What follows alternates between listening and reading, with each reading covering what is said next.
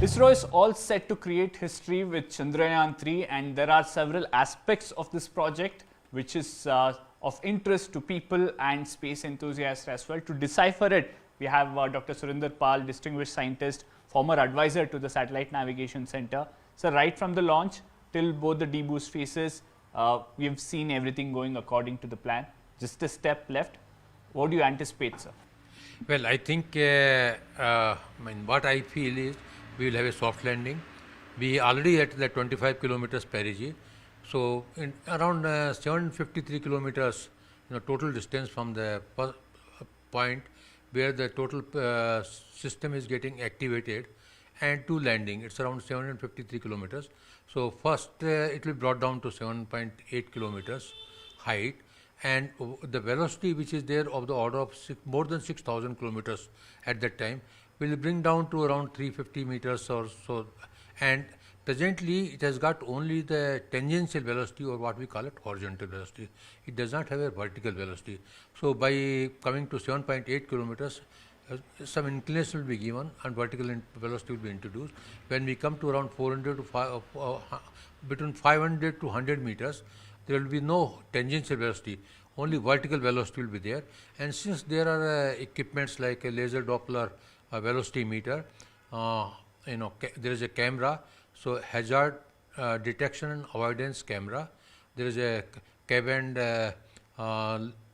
altimeter which will find out the altitude or height within few centimeters. There is a laser altimeter which can give in less than a centimeter. So all these aft and front cameras are there, and of course there is enough propellant as compared to so it can even hover it, which was not there earlier. It can hover. A whole site of 2.5 kilometers by 4 kilometers have been divided into grids of the order of 24 meters or less. And out of that grids, 20 out of 20 grids have been chosen. Out of 20 grids, 8 grids have been chosen in such a way that any boulder which is more than 2 meters height will be avoided, and there should not be any shadow on it. At the same time, any crater which are created by the impacts, there is a difference between crater and mare. So mare is the original one. Craters are because of the impact of the meteorites, and also so that slope should not be more than 10 degree, and there should be 100% illumination.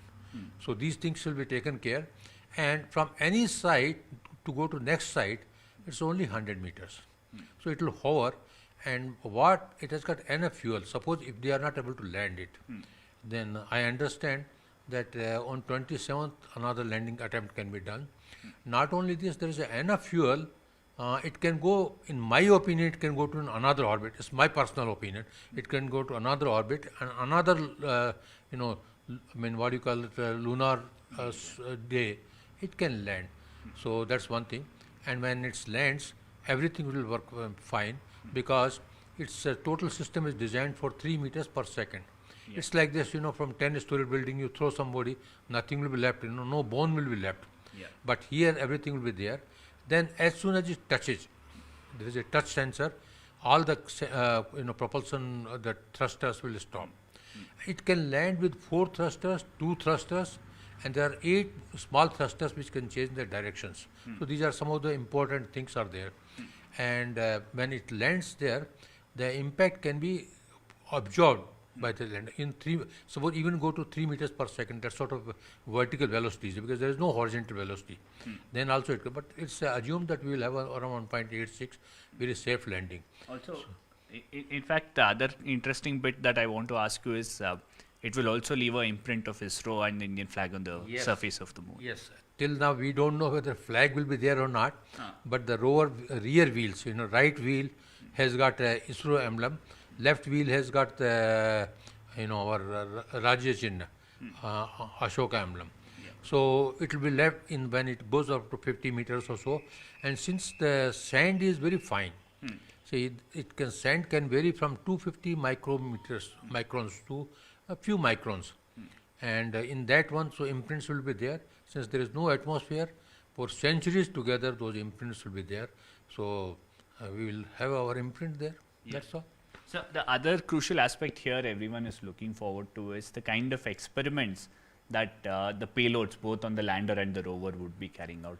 You believe the insights from that is something that will impact future missions of ISRO, especially lunar missions?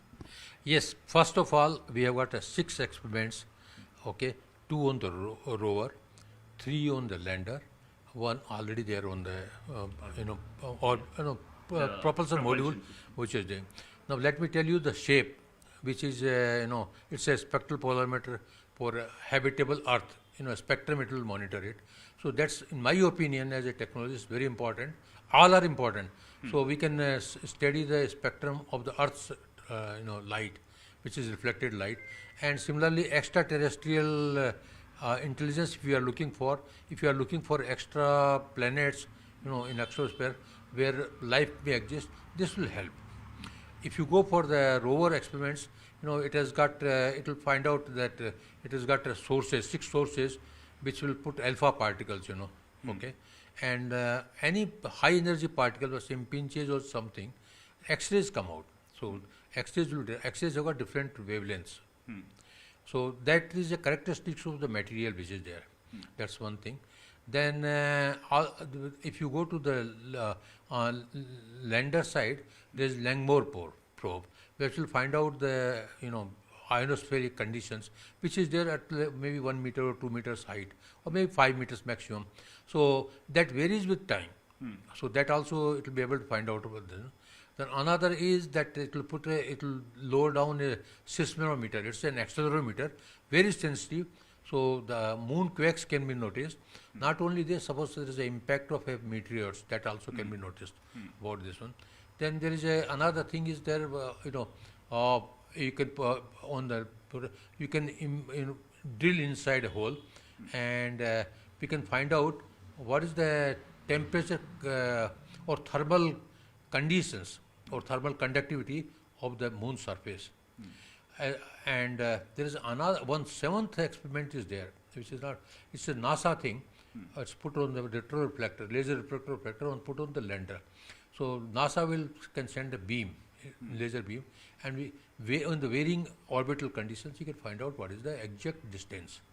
So that way we are contributing quite significantly for the overall thing. True. So the other aspect here is there's a lot of keen interest in almost a competition of sorts between Luna 25 mission of Russia and Chandrayaan 3. Not for the scientists, but for observers outside. Now that unfortunately Luna 25 has crashed, what do you think were the issues, sir? Many believe that the kind of path that Luna 25 took did not leave much scope for any correction if there were issues. See, first of all, there is no competition between ISRO and Roscosmos. Yeah. India and Russia, we are friends. I personally feel, and I think every scientist feels, that it was an unfortunate thing. It should have landed. It would have complemented the data. They had almost similar experiments, and it was to continue for 1 year because it is a RTG generator. While we have got solar panels and our batteries are 63 ampere hours, we have changed it.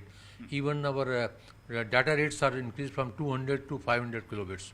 And we have got do S-band and X-band communication. But that would have continued for 1 year. So it would have complemented the total, regular data, okay, about the moon surface, etc. And the telling that they assumed, see, it's an automatic station. It's like a robot. So the once command was given, and then it should have done it much better. Even they had a powerful rocket, that's why they went earlier. There is no competition, okay. It was decided to launch in 21. But 2021, they could not do it because they were supposed to, Japanese payload was supposed to be there, European payload was supposed to be there, but because of the geopolitical conditions, it's not there. So now what has come a statement from the head of Roscosmos that one of the main engine failed. That's why it crashed. So engine can fail. Anything can happen in spite of taking all the precautions. Even we are also cautious now. We should be cautious. We should keep our finger crossed, and hopefully we will land it. There is nothing wrong with the Luna 25. Some hardware mistake, not even a software. Yeah. That's what the Mr. Yuri, who is the head of the Roscosmos, has commented. Well, sir, let's hope for a soft landing for Chandrayaan 3 and some great insights from the experiments. That was Dr. Surinder Pal deciphering what Chandrayaan 3 means for India's future space missions.